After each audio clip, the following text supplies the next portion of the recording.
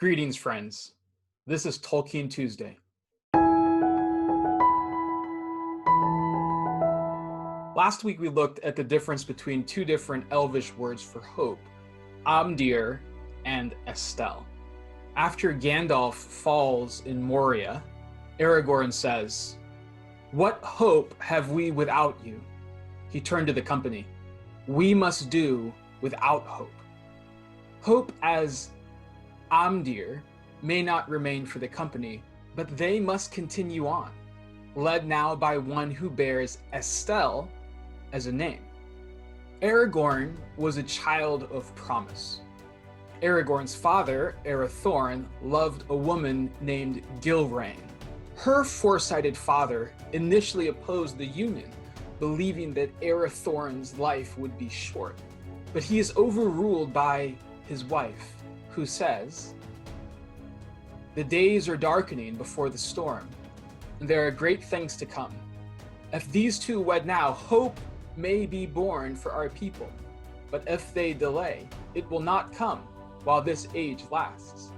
Note the words, hope may be born. Arathorn and Gilrain marry, and she gives birth to Aragorn. In fulfillment of the foreboding prophecy, Arathorn is killed by an orc arrow. Gilrain takes Aragorn to Rivendell for refuge, and there he is called Estel, hope. Anira henne beriar I Shenlin. Nadim ladris nauthantil beriatharain.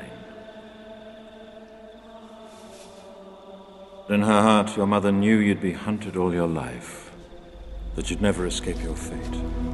It is in Rivendell, of course, that Aragorn meets and falls in love with Arwen. They recognize that much must take place before they can be together. Aragorn leaves Rivendell for nearly 30 years, during which time he undertakes many perilous quests in defiance of the enemy.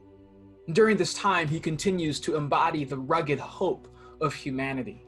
Tolkien writes, "His face was sad and stern because of the doom that was laid on him, and yet hope dwelt ever in his heart, from which mirth would arise at times like a spring from a rock." Notice the interaction between doom and hope.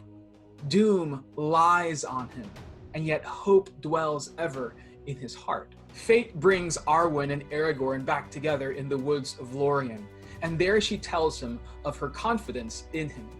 She says, "Dark is the shadow, and yet my heart rejoices, for you, Estel, shall be among the great whose valor will destroy it." He responds, "Alas, I cannot foresee it, and how it may come to pass is hidden from me. Yet with your hope, I will hope."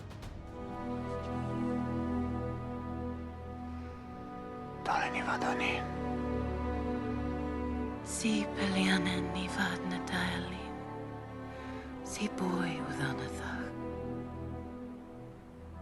Arwen binds herself to Aragorn, but Elrond tells her that they can only marry if Aragorn should reclaim his ancient throne. It is under this impossible hope that Aragorn labors for years, valiantly opposing the enemy, unable to see how his and Arwen's hope could possibly be fulfilled.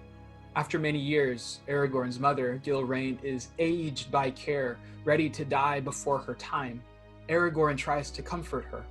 He says, "Yet there may be a light beyond the darkness." She replies with this line, "Unen nistel edain, ucheben estel amin." Peter Jackson places this line in the climactic conversation between Aragorn and Elrond. Maneni estel edain.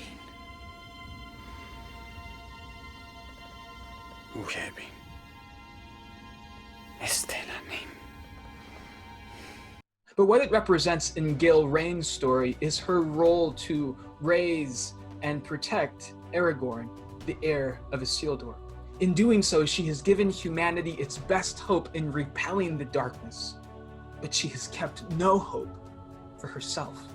Gilrain's statement gives us a clear picture of Tolkien's idea of a hero. A true hero, he believes, surrenders to their role in the story.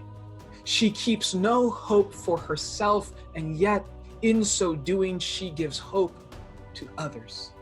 The choice to call Aragorn Estelle signifies the kind of hope that he embodies.